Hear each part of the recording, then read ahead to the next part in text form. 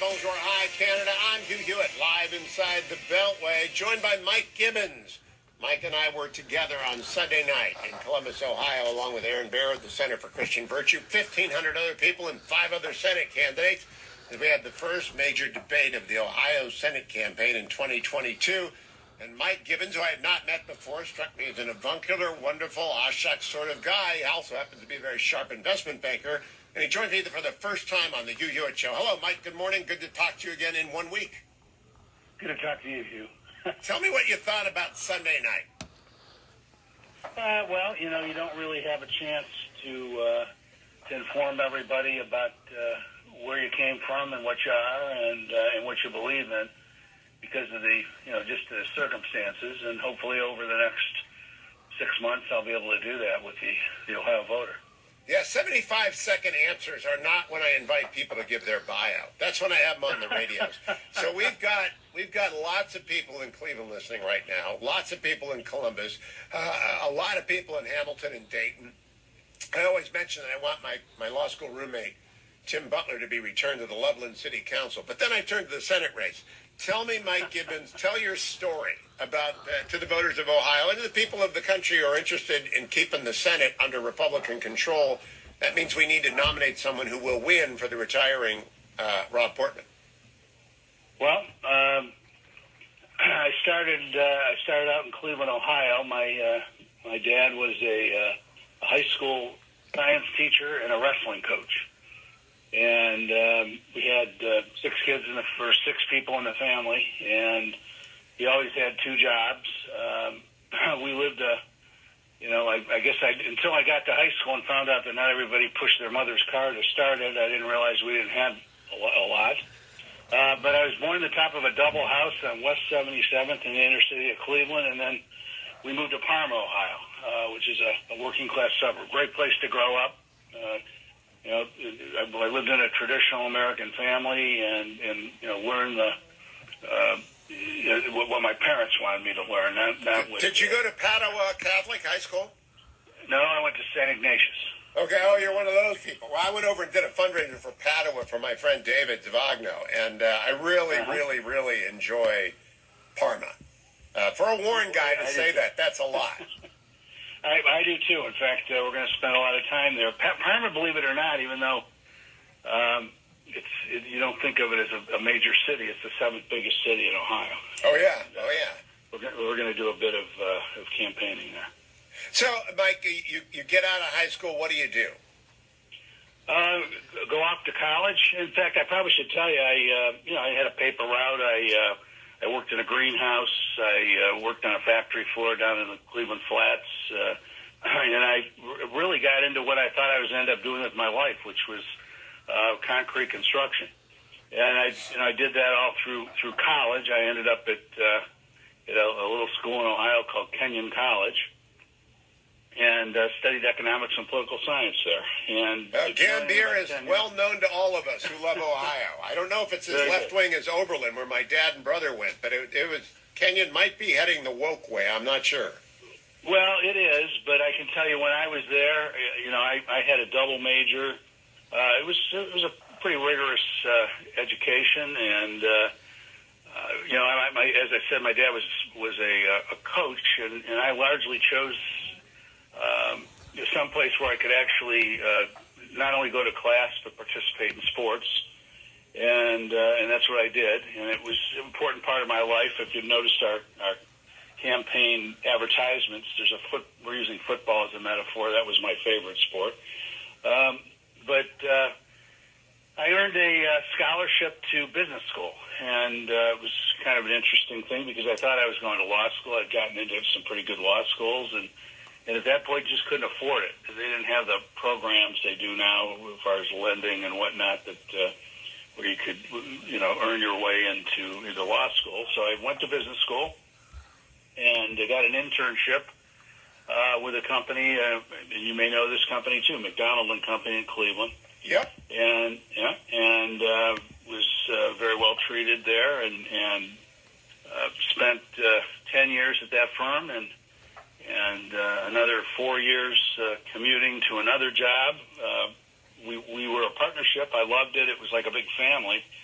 and then we went public. It changed everything, and I went off kind of seeking my dream of being a partner. I was a partner in the firm when I left, but I was the youngest partner, and we kind of got locked in with the public offering, and I decided I wanted to find a similar environment to the place I started in. And but then came back to Cleveland and started a firm kind of with a desk and a phone.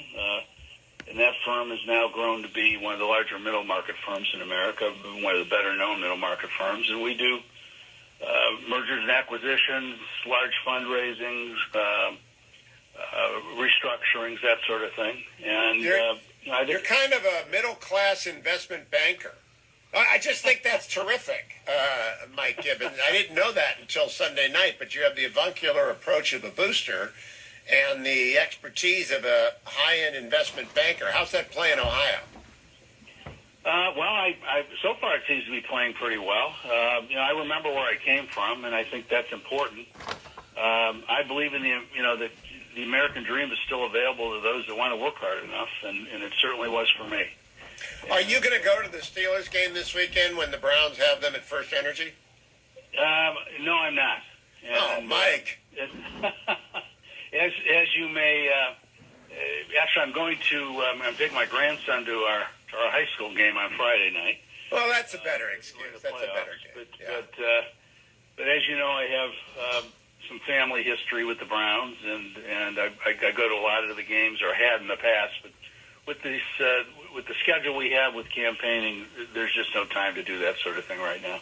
Now, I got to ask you about that debate that we had on Sunday night. It does move at 30-second questions, 75-second answers. Do you feel that all of you are supportive of Rob Portman and all of you are supportive of Donald Trump? Is that basically where all six of you are? Well, I would say that the majority of us differentiate ourselves from Rob Portman. I think that Rob was. I think I may have even said it in our session there. I think he was a class act, but I would not have always voted the way Rob did. Right, I got that. If you remember in the Obamacare, the lead up to to turning, to the shutting down Obamacare, there was a lot of, particularly in the conservative media, that he wasn't supportive of that, and I guess you never know the circumstances.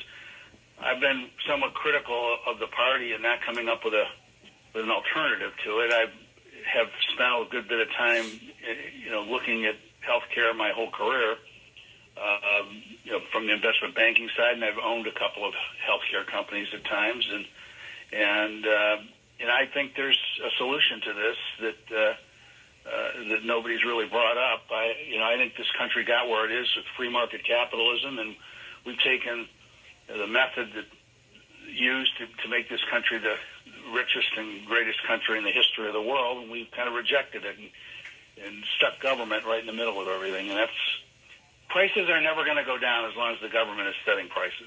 Amen. Now, Mike Gibbons, I noted in a Washington Post column today there are three sets of two candidates. Jane Timken and Matt Dolan they're kind of Portman Republicans. You've got Josh Mandel and J.D. Vance over there on the far right. In the middle there are Bernie Moreno and you, the businessmen who are, like the Mike Brauns and Ron Johnsons of the Senate. They're businessmen who come in. Which appeals the most in a year of backlash against the overreach of the socialists in Congress? Well, first of all, I wouldn't call J.D. Vance to the right of me. I haven't quite figured out what his where he sits on the political spectrum, the ideological spectrum. And I would say that I'm equally as conservative as Josh Mandel. I just express it a little differently. I'm a philosophical conservative. I'm a constitutional conservative without apology. I believe that the U.S. Constitution is the greatest governing document in the history of the world, and it's the arrogance we're seeing from the left and attempting to just ignore it. I can't handle it, and I won't handle it. Well and truly said. Mike Gibbons, good to have you. I look forward to having you back every round of candidates. Go find him on Twitter at Mike Gibbons OH. Go Browns, and I imagine you're taking your poor grandson to see St. Ignatius. If Kennedy was in the playoffs, that would be worth going to. But Mike Gibbons, good to talk to you, my friend. Be well. Don't go anywhere, America. Coming right back. 1-800-4 p.m. Go to